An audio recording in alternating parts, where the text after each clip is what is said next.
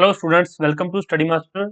आज हमारा ये 19वें दिन का लेक्चर है। इससे पहले अगर आपने पुराने लेक्चर्स नहीं देखे तो special current affairs for Haryana civil services 2022, इसमें सारे वीडियोस आपको दिए गए हैं। इसमें टोटल वीडियो 60 लिखे हुए हैं। डेली दो आपको स्टैटिक जीके के टॉपिक्स भी कवर करवाए जाते हैं। सारी चीजें यहाँ पर डिस्क्राइब की गई है। देखिए डे वन, देखिए Haryana civil services current affair day wise by GS Rai, day one current affair HCS 2022 prelims, और ये सारी चीजें लिखी हुई, ठीक है। ये day one, day two, day three, day four, day five, इस तरह से आपको सारी चीजें यहाँ पर दी गई है। डे वाइज एक एक दिन का आप देख सकते हैं यहाँ पर, पूरे पूरे दिन का, 8th 9th 10th 11th 12th 13 14 15 16, हर एक दिन के 17 18 आपको कंप्लीट लेक्चर्स इस एक प्लेलिस्ट में मिलेंगे। आप इसको सेव कर लो, इस प्लेलिस्ट को सेव कर लो, डेली इसमें अपडेशन आपको मिलती रहेंगी, ठीक है। या फिर ये हमारे टेलीग्राम चैनल पर भी मैं शेयर कर दूंगा। चैनल के अंदर जाकर भी आप लोग हमारे स्टडी मास्टर चैनल पर आकर वहां पर प्लेलिस्ट सेक्शन में जाके स्पेशल करंट अफेयर का देख सकते हैं, या फिर डिस्क्रिप्शन बॉक्स में लिंक है, वहां से जाके भी आप लोग कर सकते हैं। क्योंकि मुझे बहुत सारे बच्चों के मैसेज आते हैं कि सर मैंने आपका 15वां लेक्चर देख लिया, पहले 14 लेक्चर मुझे मिल नहीं रहे हैं। सर मैंने आपका 12वां लेक्चर देखा है, पहले 11 लेक्चर मुझे मिले नहीं सर, प्लीज शेयर कर दीजिए। तो देखिए सारे बच्चों, इस तरह से सारी चीजें आपको, एक एक चीज मैंने आपको बिल्कुल सेट करके दी है। फिर भी अगर आपको नहीं मिल रही तो मैं कुछ नहीं कर सकता इसके अलावा, ठीक है। और चलिए हमारा जो लेक्चर है शुरू करते हैं। कोई डाउट हो तो पूछ लीजिएगा। 19th डे है आज हमारा। फर्स्ट क्वेश्चन देखिए, which day of the year is being celebrated as world Chagas disease day. वर्ष के किस दिन को विश्व चगास रोग दिवस के रूप में मनाया जाता है? किस दिन को? 14 अप्रैल को, world Chagas disease day. Which country has become the first to give legal rights to individual wild animals. भाई पहली ऐसी कौन सी है जिसमें व्यक्तिगत जंगली जानवरों को कानूनी अधिकार देने वाला पहला देश कौन सा बन गया है? कौन सा देश है जिसने जंगली जानवरों को भी जो है कानूनी अधिकार दिए? तो भाई पेरू एक देश है, पेरू। सॉरी, पेरू नहीं है इसका आंसर, एक मिनट रुकिए। व्यक्तिगत जंगली जानवरों को कानूनी अधिकार देने वाला पहला देश कौन सा बन गया? इक्वाडोर। सॉरी वो गलत है, इक्वाडोर है पहला देश। कौन सा? इक्वाडोर। इसकी कैपिटल क्या है? कुवेटो, क्यूयूआईटीओ, कुवेटो। कुवेटो है इसकी कैपिटल इक्वाडोर की, और ये पहला देश है जिसने जंगली जानवरों को भी कानूनी अधिकार देने का फैसला किया। नेक्स्ट क्वेश्चन देखो, what is the total asset monetization target set by government for the financial year 2022-23 financial year 2023। वित्तीय वर्ष 22-23 के लिए सरकार द्वारा निर्धारित कुल संपत्ति मुद्रीकरण लक्ष्य क्या है? उसने कितना टारगेट रखा गया है? 1.62 ट्रिलियन। तो फाइनेंशियल ईयर 2022-23 के लिए सरकार द्वारा निर्धारित कुल संपत्ति मुद्रीकरण का लक्ष्य कितना है? 1.62 ट्रिलियन रुपए। Which country will host the G20 summit in 2022? कौन सा देश 2022 में G20 शिखर सम्मेलन की मेजबानी करेगा? कौन सा देश करेगा? इंडोनेशिया। इंडोनेशिया की कैपिटल क्या है आप लोग मुझे बताएंगे? और G20 के बारे में आप लोग क्या जानते हैं? मैंने आपको G20 के बारे में, ब्रिक्स के बारे में, आसियान के बारे में सारी चीजें अच्छे से बताई थी। एक और चीज आजकल न्यूज़पेपर में चल रही, quad group, QUAD, quad group, मतलब 4 कंट्रीज का एक ग्रुप बना हुआ है, क्वाड ग्रुप। तो वो 4 कंट्रीज कौन कौन सी? अब आपका सिर्फ यही क्वेश्चन है कि वो 4 कंट्रीज मुझे कमेंट में बताइए कि 4 कंट्रीज कौन कौन सी हैं। ये न्यूज के अंदर काफी रहा है, अगर आप लोग न्यूज़पेपर फॉलो कर रहे हैं तो न्यूज़पेपर के अंदर हेडलाइन ही एक क्वाड ग्रुप की रहती है, हेडलाइन ही क्वाड ग्रुप की रहती है, ध्यान रखना इस बात का। तो इंडोनेशिया के अंदर G20 शिखर सम्मेलन की मेजबानी इंडोनेशिया करेगा। As per the ISFR 2021 released by the FSI, the total forest and tree cover in India increased by what area in 2022 as compared to 2019? अब यहाँ पर क्वेश्चन फंस जाता है। क्या होता है, बच्चों को यही नहीं पता, मतलब आप जैसे कई स्टूडेंट्स होते हैं, शायद आपको पता हो, शायद कईयों को ना भी पता हो कि ISFR क्या है, FSI क्या है, ये 2021-19 उनको नहीं पता होता। अब मैं आपको थोड़ी सी चीजें बताऊंगा, फिर आपको सारी चीजें समझ आने लग जाएंगी। अब ये क्वेश्चन किसी को समझ नहीं आया होगा, लेकिन थोड़ी थोड़ी चीजें बताऊंगा तो आपको समझ आने लग जाएंगी। Indian state forest report, ISFR, Indian state forest report, ठीक है। पब्लिश कौन करता है? Published by FSI, forest survey of India, FSI, forest survey of India. दो चीजें हो गई, ISFR, India state of forest report, और FSI, दो चीजें हो गई। अब यहाँ पर 2019 में एक रिपोर्ट आई थी, 2021 में आई थी। इसका मतलब हर 2 साल बाद एक रिपोर्ट आती है। तो फॉरेस्ट, ये जो ISFR है, ये 2 साल बाद आती है। याद रहेगा, एग्जामिनर कैसे मर्जी पूछ ले, आपको पता है कि 2 साल बाद ये रिपोर्ट आती ही आती है। पहली रिपोर्ट कब जारी की गई थी? आईएसएफआर की पहली रिपोर्ट 1987 में जारी की गई थी। ये जो 2021 में जारी की गई, ये कौन सी रिपोर्ट है? ये 17वें नंबर की रिपोर्ट है, 17th नंबर, 17वें नंबर की रिपोर्ट है। अब इसमें क्वेश्चन क्या पूछा गया है? अब देखिए यहाँ पर हिंदी में पढ़ लीजिए थोड़ा। एफएसआई द्वारा जारी आईएसएफआर 2021 के अनुसार 2021 की तुलना में, सॉरी 2019 की तुलना में 2021 में भारत में कुल वन और वृक्षों के आवरण में किस क्षेत्र में कितनी वृद्धि हुई है, कितने एरियाज की वृद्धि हुई, इतना पूछा गया। सिंपल सा क्वेश्चन है। तो 2261 वर्ग किलोमीटर, 2261 स्क्वायर किलोमीटर की इंक्रीज हुआ है 2019 से 2021 तक। ठीक है, आईएसएफआर रिपोर्ट के बारे में पता चल गया। 2019 में रिलीज हुई, उसके बाद 21 में, मतलब हर 2 साल बाद ये रिलीज होती है। कौन करता है release? FSI food sorry forest survey of India, 1987 में पहली रिपोर्ट आई थी। तो इस तरह से क्वेश्चन अगर डायरेक्ट नहीं आएगा तो क्या हो जाएगा कि आईएसएफआर रिपोर्ट 2021 के बारे में निम्नलिखित में से कौन से कथन सत्य है। ठीक, इस क्वेश्चन आएगा, 3-4 पॉइंट दे देगा और पॉइंट बनेंगे वही जो मैंने यहाँ पर आपको बताए। ये आप याद रखेंगे, आई होप आप याद रखोगे इसको। मजा आ रहा है लेक्चर्स में? अगर पसंद आ रहे हैं लेक्चर्स, पढ़ाई में मन लग रहा है, चीजें बताई हुई समझ आ रही हैं, तो भाई वीडियो को लाइक और शेयर कर दो। क्योंकि मैं वो मैडम तो हूं नहीं जो मतलब कि टाइट ड्रेस पहन के कैमरा के सामने आ जाए और आप फिर अच्छे से वीडियोस देखें, वीडियो को लाइक करें। तो भाई मैं आपका सर हूं और मैं आपको अच्छे से पढ़ा सकता हूं, मैं अपनी नॉलेज से आपकी नॉलेज इनहांस कर सकता हूं। ठीक है, हमारा दूसरे इंस्टीट्यूशंस की तरह नहीं है कि ठीक है अगर वीडियोस नहीं चल रही हैं, कोई नहीं पढ़ रहा है तो भाई मैडम को आगे कर दो। इससे क्या हो जाएगा, लोग बच्चे देखने आएंगे और नहीं तो कोई ना कोई कमेंट करते रहेंगे, आपस में खेलते रहेंगे। भाई हमारे यहाँ पर वही बच्चा आता है जो पढ़ता है, जो पढ़ने वाला डिजर्विंग कैंडिडेट तो वही आता है और उसको फायदा भी होता है। ठीक, who has been appointed as the managing director and chief executive officer of the Ujjivan Small Finance Bank?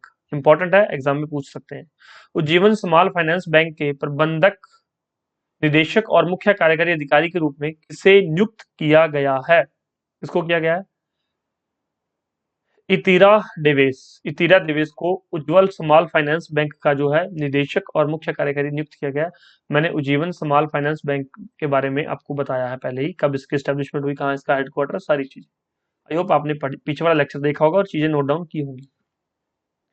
PM Modi has inaugurated how many new government medical college in Tamil Nadu in January 2022? तो भाई भारत में मेडिकल कॉलेज कितने खोलेंगे? अब आपको पता है Russia और यूक्रेन की वार थी, यूक्रेन से कितने ही स्टूडेंट वापस आए थे यहाँ पर भारत में जो मेडिकल की पढ़ाई कर रहे थे।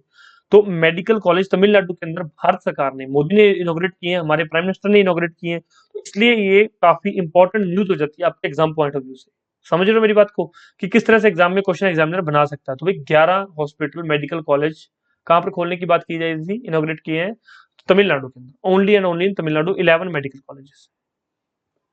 तो इसलिए जो है इंपॉर्टेंट हो जाते हैं क्वेश्चन, इस तरह के क्वेश्चन एग्जामिनर पूछ लेता है। और जो हेडलाइंस के अंदर भी ये रहते हैं और न्यूज़पेपर के अंदर भी काफी जो है जगह घेरते हैं ये चीजें। 2-2 3-3 पेज पे सेम न्यूज होती है। जो अलग अलग जो बुद्धिजीवी होते हैं वो उसके बारे में अपने अपने मत पर पेश करते हैं।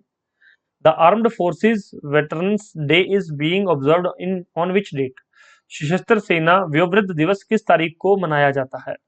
कब मनाया जाता है? जनवरी 14 को, 14th जनवरी, सशस्त्र सेना व्योवृद्ध दिवस। नेक्स्ट देखिए, the international day of action for rivers is being celebrated on which date? नदियों के लिए अंतरराष्ट्रीय कार्रवाई दिवस किस तारीख को मनाया जाता है? किस तारीख को? 14 मार्च को। ये 14 मार्च को और ऊपर वाला 14 जनवरी को। सिंपल है, याद रहेगा आपको। Which state government and NABARD has signed a pact to increase fish production? भाई किस स्टेट गवर्नमेंट ने और नाबार्ड ने, जो कि national bank for agriculture and rural development, has signed a pact to increase fish production? तो ओडिशा के अंदर जो है फिश प्रोडक्शन, इन्होंने नाबार्ड ने एक पैक्ट साइन किया, किसके लिए? फिश की प्रोडक्शन को बढ़ाने के लिए। तो नाबार्ड की स्थापना कब हुई, उसका हेडक्वार्टर कहाँ पे है बताइए मुझे। Which bank has acquired a 5% stake in National Asset Reconstruction Company Limited?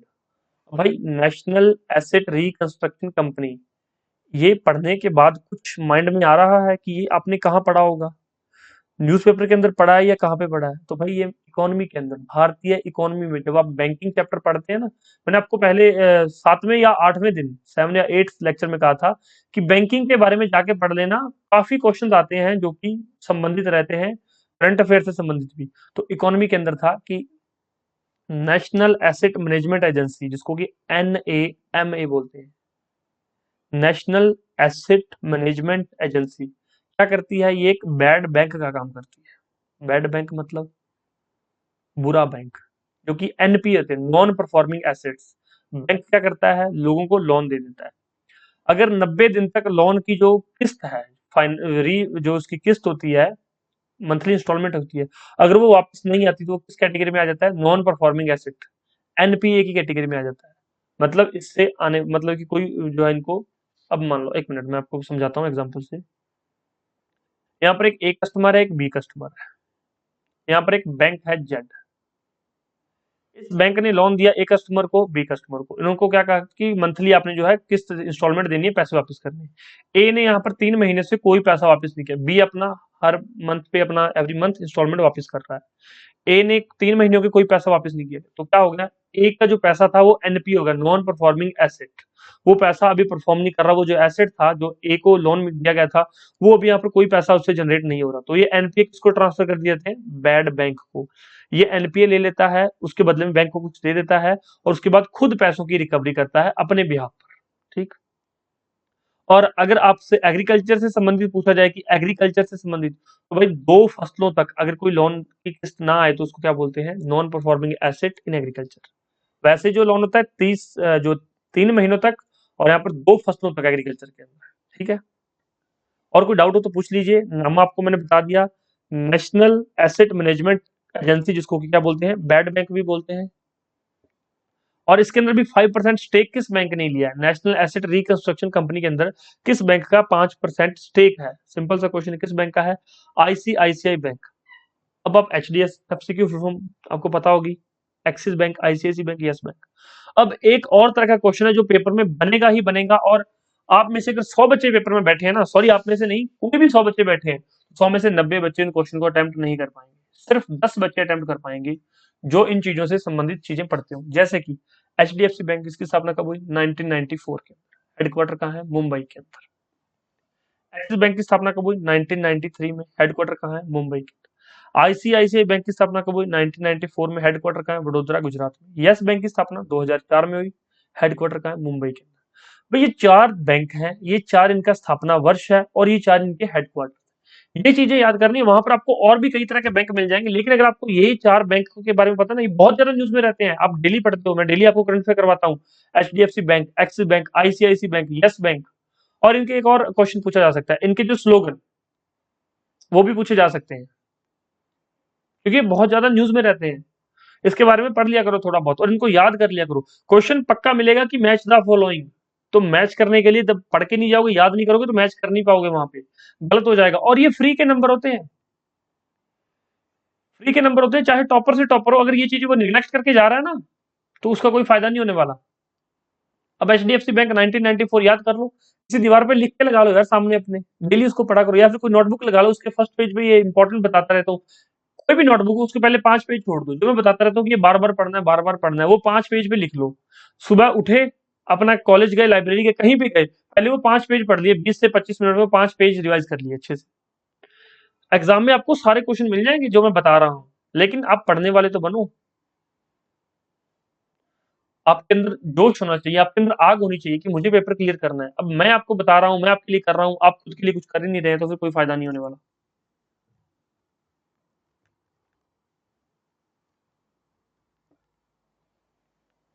Next question देखिए, who has been appointed as the new chairman of the insurance regulatory and development authority of India.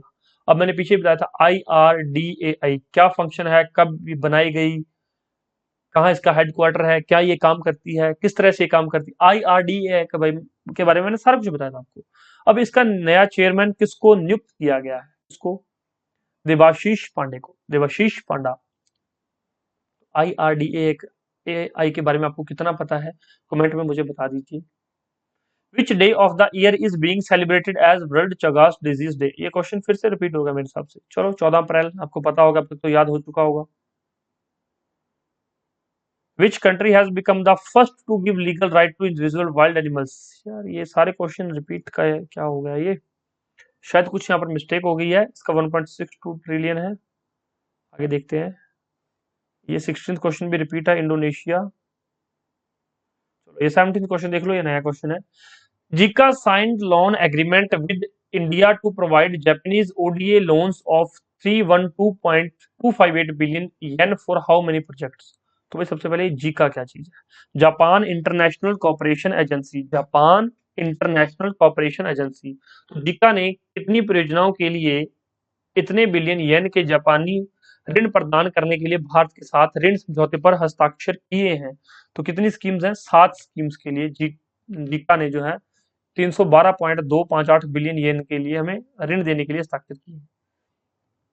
Which Indian city is ranked as the second noisiest city in the world. तो ये भारत की किस भारतीय शहर को दुनिया के दूसरे सबसे शोर वाले शहर के रूप में स्थान दिया गया है? तो किस देश को, सॉरी किस शहर को दिया गया स्थान? मुरादाबाद। मुरादाबाद कहाँ है? उत्तर प्रदेश के अंदर। अब पीछे मैंने क्या बताया था आपको कि दुनिया का सबसे ज्यादा शोर करने वाला शहर कौन सा है? ढाका। थोड़े दिन पहले ही करवाया था मैंने आपको, इसी प्रीलिम्स प्रोग्राम के अंदर मैंने आपको करवाया था। तो आप चीजें मुझे लगता नहीं है कि याद करते हैं, बाकी मेरा काम है करवाना, याद करना ना करना आपकी मर्जी है। जो फॉलो करेगा उसको रिजल्ट भी मिलेगा, जो फॉलो नहीं करेगा वो फिर अगले साल फिर से तैयारी करेगा, फिर कहेगा कि सर हम इस बार फिर 60 डेज प्रोग्राम चला दो। क्योंकि मैं ये क्यों बोल रहा हूं, इससे पहले प्रीलिम्स का 2019 के अंदर हमने 20 डेज प्रोग्राम चलाया था, 20 डेज प्रोग्राम, और उसका इतने बच्चों को फायदा हुआ, इतने बच्चों को फायदा हुआ। जो बच्चे बिल्कुल तैयारी छोड़ के बैठे थे उन्होंने कहा था कि हमारा तो हो ही नहीं सकता, वो भी वहां पर 50-50 60-60 नंबर वहां पर जो है क्या करके एक्वायर करके। और फिर जितने भी बच्चे थे उन्होंने हमारे पेड कोर्सेज लिए, क्योंकि उनको पता लगे कि क्वालिटी क्या है, जो ये पढ़ा रहे हैं टीचर, जो ये सर पढ़ा रहे हैं, ये पेपर में आएंगे ही आएंगे। तो अब 2021 के लिए उन्होंने पेड कोर्सेज लिए थे और उन्होंने प्रीलिम्स क्लियर भी किया था। अब फिर उनके लिए वो पेड कोर्सेज फिर से चल रहे हैं, और वो अभी बच्चे क्या करते हैं, सर हमें फिर से पेड कोर्स में ले लो। अभी नए बच्चों को पेड कोर्स में नहीं, क्योंकि पेड कोर्सेज का एक ड्यूरेशन होता है। तो वो ड्यूरेशन के अंदर आप लोग जो है, वो 8 महीने का ड्यूरेशन है, आप लोग जो है 2 महीने में कवर नहीं कर पाएंगे। आपकी वेस्टेज ऑफ मनी है, और हमारा क्या होता है, आपके जो डाउट आते जाएंगे, आपकी मनी वेस्ट होगी, आपको फायदा नहीं होगा। अब 8 महीने का कोर्स आप 2 महीने में नहीं कर सकते। हाँ, अगर किसी को 2023 के लिए प्रोग्राम ज्वाइन करना है, 2023 के लिए लेक्चर सीरीज ज्वाइन करनी है, हमारे प्रोग्राम ज्वाइन करने हैं, तो वो कर सकते हैं, हमारे क्लासेस उनके लिए भी ओपन है। अभी मैं कह रहा हूँ कि जिनको अभी समझ नहीं आया ना, वो बाद में लेक्चर देखेंगे फिर बोलेंगे कि हाँ ठीक है, सर की बात मान लेते तो क्लियर हो जाता शायद। The unified payment interference UPI system crossed which milestone in terms of volume. तो यूनिफाइड पेमेंट इंटरफेरेंस सिस्टम ने वॉल्यूम के मामले में किस मील के पत्थर को पार कर लिया है? तो 500 करोड़ यूपीआई की पेमेंट्स, इतना वॉल्यूम हो चुका है। India signed an ECTA with which country. Bharat ने किस देश के साथ ईसीटीए पर हस्ताक्षर किए? अब भाई सबसे पहले तो अगर ईसीटीए नहीं पता ना, तो यहीं पे काम खत्म हो गया, फिर तो क्वेश्चन का आंसर तो दूर की बात है। ईसीटीए नहीं पता तो क्या होता है? Economic corporation trade agreement, economic corporation trade agreement.